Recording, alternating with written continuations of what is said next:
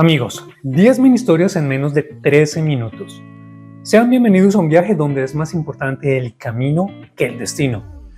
En el último video mencionamos una de las películas que lanzó a la fama a Joaquín Phoenix. ¿Qué les parece si hoy hablamos de la que lo consagró como una superestrella del cine? La película Joker, dirigida por Todd Phillips y protagonizada por Joaquín Phoenix, nos presentó una versión sombría y humana del infame villano de los cómics.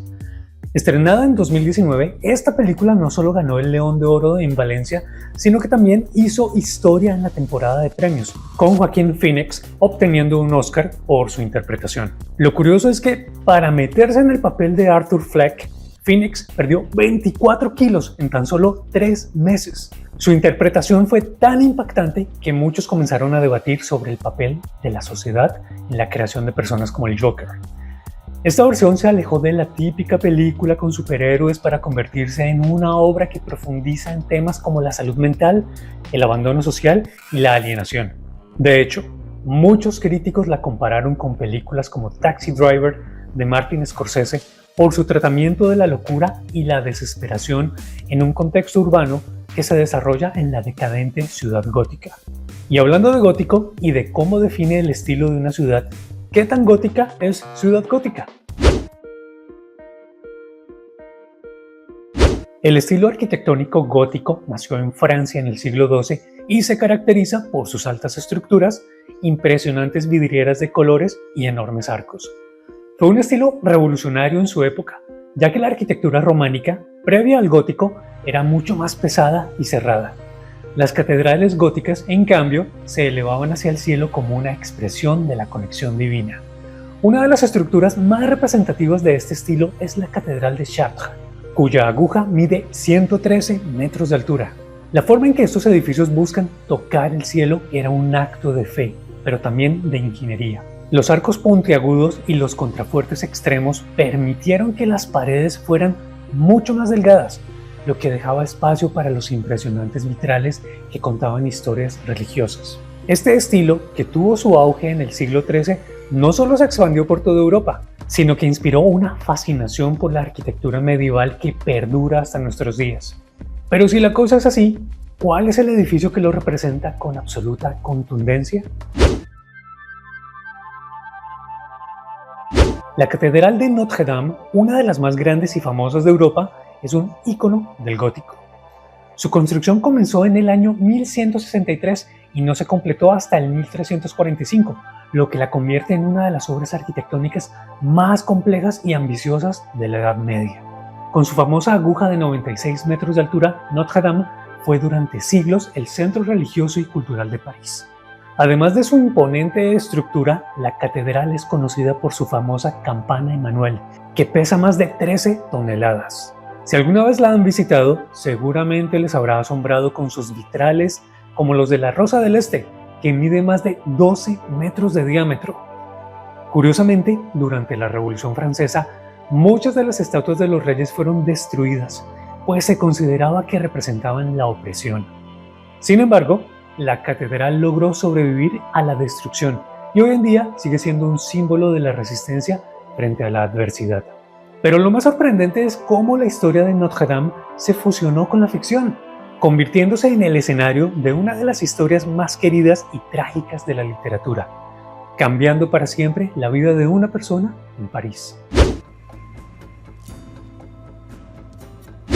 En 1831, Victor Hugo publicó El jorobado de Notre Dame, una novela que narra la historia de Quasimodo, un hombre deformado y sordo que vive en las altas torres de Notre Dame y habla de su amor no correspondido por parte de la gitana Esmeralda.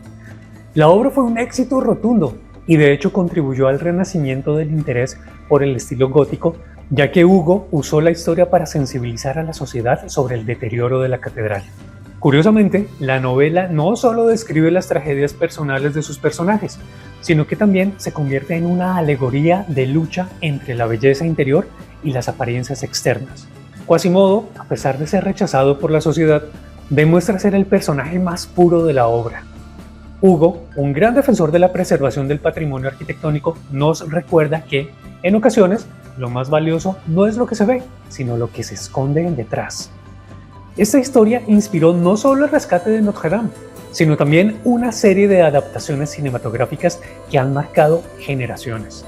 Y si hablamos de sueños y resiliencia, hay alguien más que, al igual que Quasimodo, luchó contra viento y marea para dar forma a un sueño que hoy conocemos como magia. Este hombre, cuyas creaciones transformaron el mundo entero, empezó con una simple idea: un ratón. Walt Disney es conocido mundialmente por ser el creador de Mickey Mouse y por revolucionar la industria del cine de animación. Pero su camino hacia el éxito no fue nada fácil. Nació en 1901 en Chicago y comenzó su carrera como dibujante en una pequeña empresa, pero fue rechazado varias veces, incluso por aquellos que consideraban que no tenía suficiente imaginación. A pesar de estos obstáculos, Disney nunca se rindió y en 1928 presentó al mundo Mickey Mouse, un personaje que cambiaría el curso de la historia del entretenimiento. Mickey fue el primer personaje animado que logró una fama masiva, y desde entonces Disney creó un imperio de personajes y parques que hoy son sinónimo de magia y fantasía.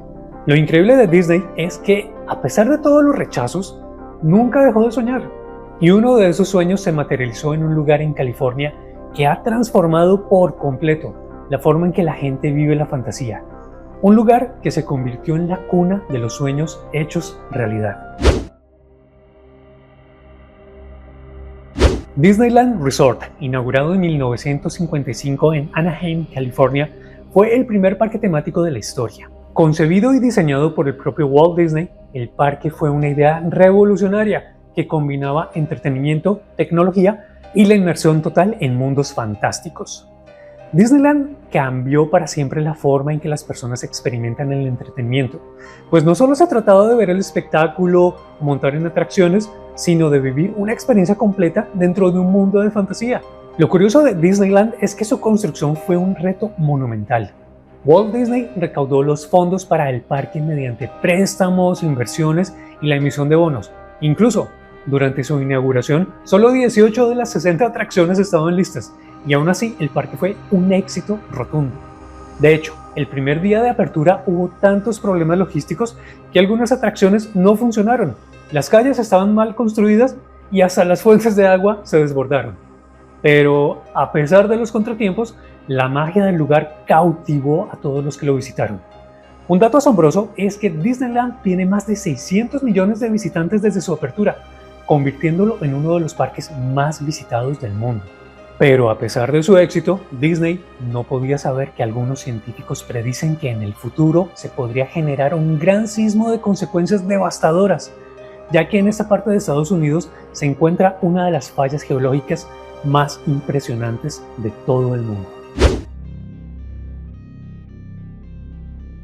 La falla de San Andrés es un sistema de fallas geológicas que se extiende a lo largo de más de 1.200 kilómetros desde el norte de California hasta el sur de México.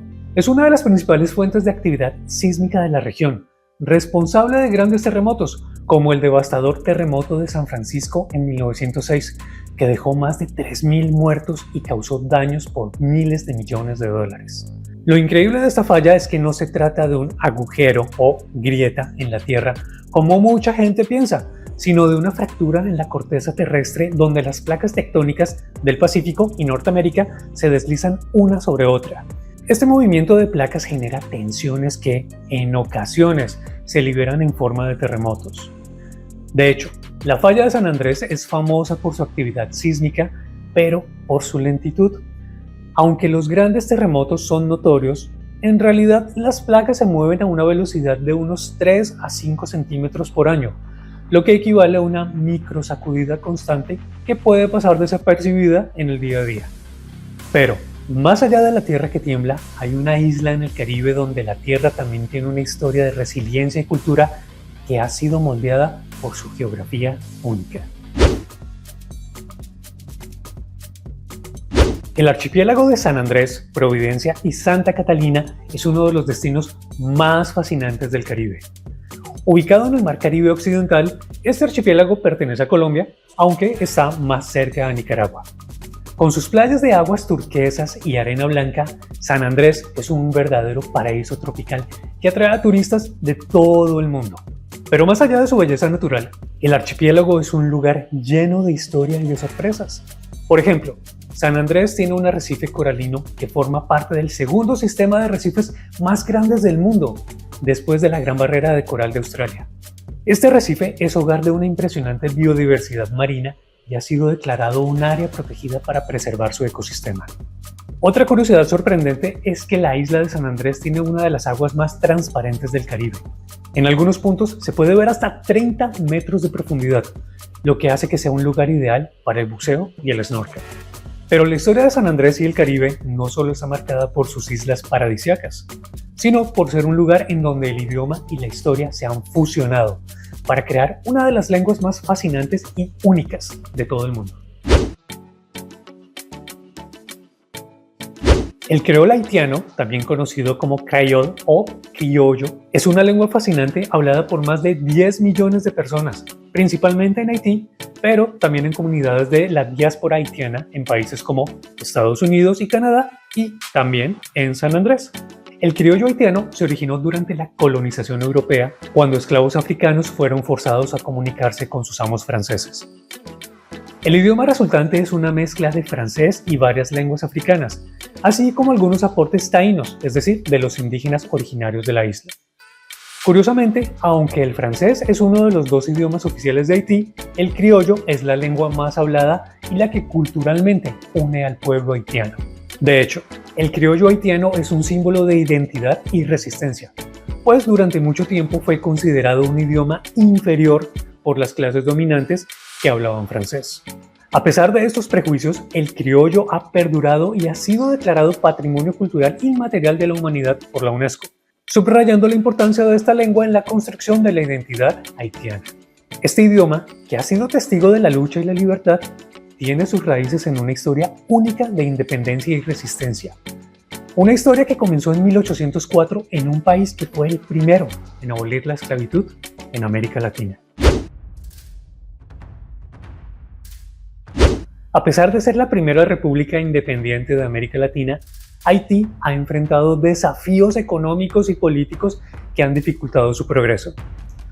Uno de los eventos más devastadores en la historia reciente del país fue el terremoto de 2010, un desastre que dejó más de 230,000 muertos, millones de personas desplazadas y una infraestructura completamente destruida. Este sismo, de magnitud 7.0, no solo devastó la capital, Puerto Príncipe, sino que también desnudó las fragilidades de un sistema político y económico ya golpeado por la pobreza crónica. La respuesta internacional fue inmediata, con miles de millones de dólares en ayuda humanitaria, pero muchos aseguran que la reconstrucción fue más lenta de lo esperado y que el país sigue luchando por recuperarse. La pobreza de Haití, que se refleja en el hecho de que más de la mitad de su población vive por debajo del umbral de la pobreza, es producto de varios factores. La inestabilidad política, la corrupción, la falta de inversión e infraestructura y la dependencia de ayuda internacional han mantenido a Haití atrapado en un ciclo de pobreza crónica. A eso se le suman desastres naturales frecuentes, como huracanes y sequías, que agravan aún más la situación. Ahí lo tienen, amigos, 10 mini historias en menos de 13 minutos. Para un próximo video, ¿de cuál de estas historias les gustaría que comenzáramos y por qué? Un like, una suscripción y un compartir siempre serán muy apreciados. Por ahora, les envío un abrazo enorme y nos veremos a la próxima.